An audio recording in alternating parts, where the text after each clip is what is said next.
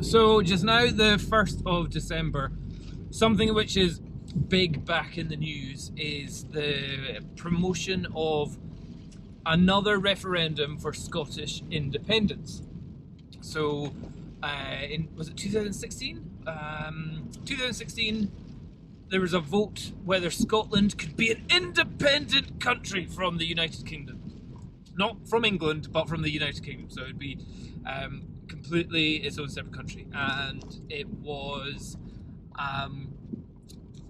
promoted by, so in Scotland there's the main political parties are the SNP, which pretty much win everything, Scottish National Party, and then there's the Labour, Conservatives, Lib Dems. They combined together make absolutely no difference whatsoever. So pretty much the SNP has ruled Scottish Parliament with a huge majority. And even with that, so their kind of mandate was get Scotland independent so we can control all our own finances and stuff like that. And they had a good promise, you know, like whenever they were promising to go independent, they're like, if we were an independent country, we could organise our own taxes, we could do all these wonderful things, effectively do magic.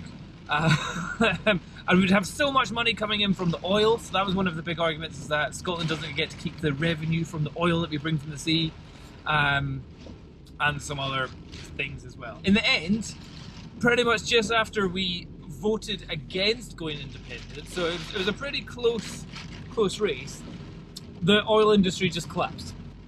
I think the Americans and the Arabs start pumping out loads of fuel, which dropped the oil prices, and now our shipyards are just filled with giant oil rigs, because in our North Sea, which is a big oil mining area, oil drilling area, they've just lost so much money that they've just kind of like cancelled drilling there. So all these massive oil rigs are sitting doing nothing, rusting away, and getting decommissioned at the moment. So everyone's like, whew, dodged a bullet there, because if we had gone independent,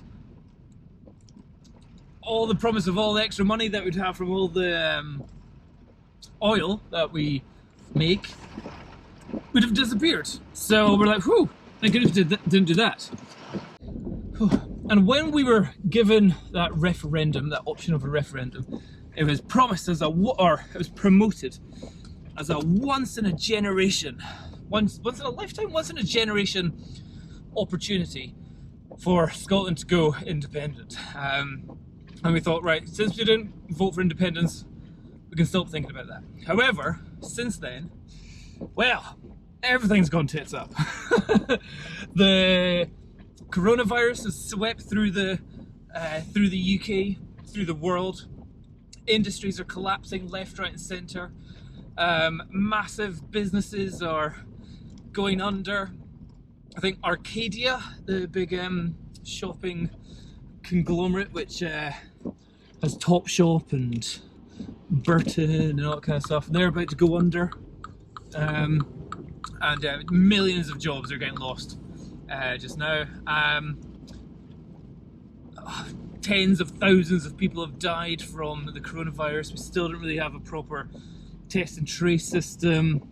And the Scottish government, the British government, the UK government, run by Boris Johnson, has not been the best at communicating their plans, not been the best at making plans, and there's been a lot of dodgy deals being done under the table for maybe like a donor of the party suddenly getting the massive contract for doing PPE, the personal protective equipment, even though they've got no experience in doing PPE kind of stuff. So there's been some real kind of, ooh, this is pretty corrupt going on here, and Boris Johnson has blubbered his way through most of the communications of it. In contrast to the Scottish First Minister, which is like our Prime Minister, Nicola Sturgeon, she has been on the radio every single day, or on the news, on the TV every single day, at 1 o'clock or 2 o'clock, sorry, giving an update of where we are all at, whether it's the number of deaths, the number of cases, the progression of a vaccine, the funds that are going out to businesses, the funds that are going out to people on furlough. She's been on top of it in terms of communication. Granted, there's been lots of mistakes. Granted, there's been developments in the knowledge that we've got, and we've had changes in our process and all that kind of stuff. So nobody's done it right, but at least she's been there communicating with everyone. So that's one of the golden rules in PR. Is that there's no such thing as bad news, but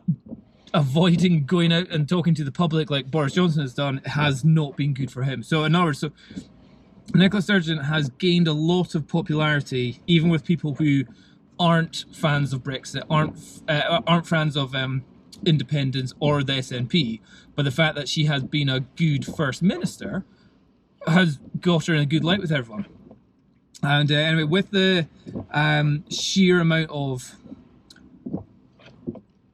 badness happening in the UK, there is a growing push for Scotland to go independent again, because somehow it'll be magic. Well, the idea is that if Scotland goes independent, we can join the EU. So when it was the Brexit referendum for Britain to go either independent from the EU or come out of the EU, Scotland was pretty much, the whole map was like, no, we want to stay part of the EU. And then England was like, oh yeah, let's leave the EU. So Scotland as a country was like, we want to stay in the EU. So there's a massive cultural differences, political differences between Scotland and England, that where if we were independent, we could be part of the EU as we wish, as the general population would prefer to be. So there's that. However, there is the question of, if we did go independent, there's no cast iron guarantee that we would join the EU.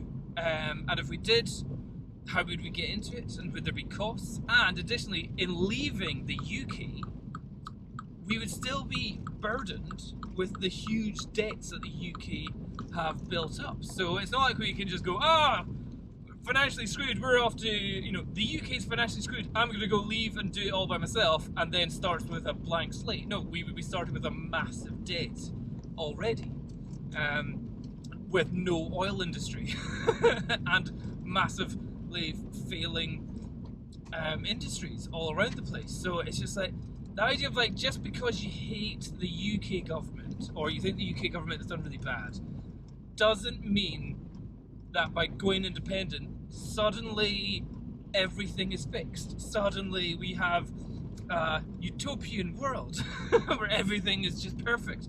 It's just something which I'm not 100% sure of. And if we did go independent, we'd have a border between Scotland and England.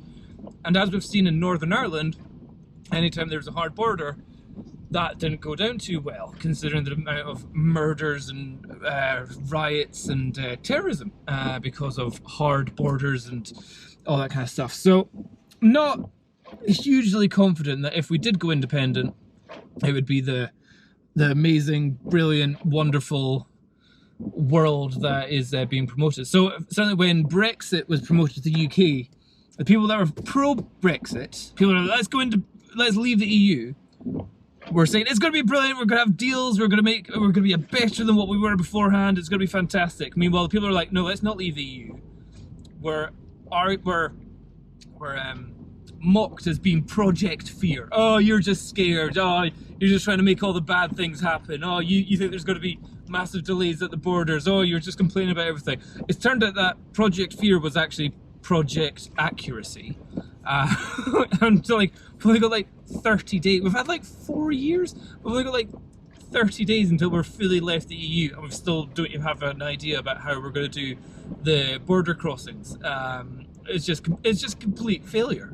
Is what so again, looking at the UK government, seeing how much it's failing, how much it's just in total chaos, you can understand why.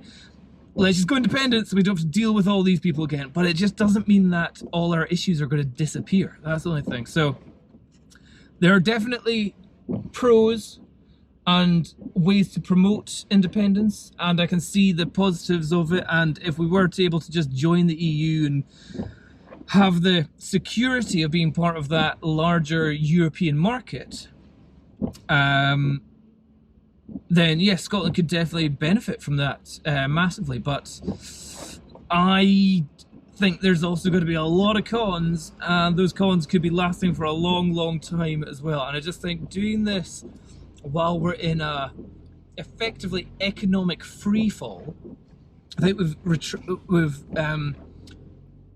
was it retracted by like 10% this year as the whole country, and we're racking up monstrous debts as well. So you just say, oh, all our taxes are going to have to go up, all our bills are going to go up in some sort of way. So yeah, it's just a bit of a nightmare at the moment. So yeah, I can see the point of independence. I can see the understanding for hating the British, the UK government, and having no trust in them and thinking that they're going to be a failure.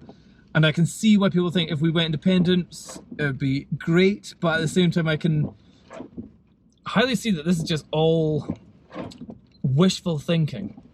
When it comes, if we do get another request of voting for independence, at the moment, I really don't know what I would vote for. I really don't know.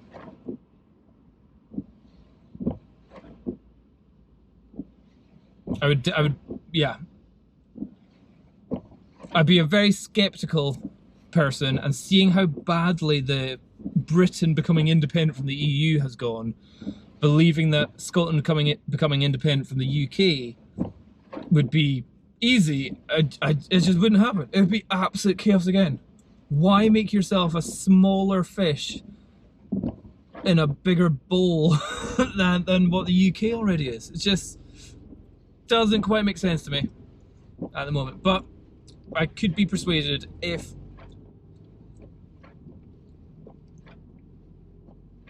somebody could persuade me.